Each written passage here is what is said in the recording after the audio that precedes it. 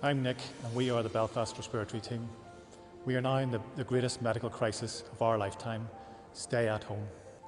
I'm Angela, one of the respiratory consultants. This is the crucial time. This is not a rehearsal. You will only have one chance at this. Stay at home.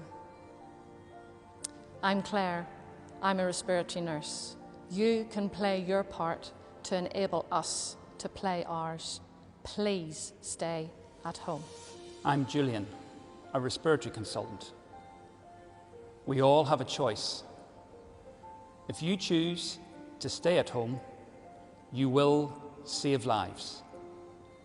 Please, stay at home. I'm Susie. I'm a respiratory consultant and I've been a doctor for 35 years. We are facing our greatest challenge and we're frightened. Help us. Please stay at home. I'm Siobhan. I'm a respiratory physiotherapist. I know where my kids are. Where are your kids? Keep them at home. Stay at home. I'm Roisin, a respiratory nurse. Doctors and nurses have died. We need to stay healthy so we can help you. You can help save our lives. Stay at home. I'm Anne-Marie, respiratory nurse consultant. Thousands of people could die here. Help us reduce that number.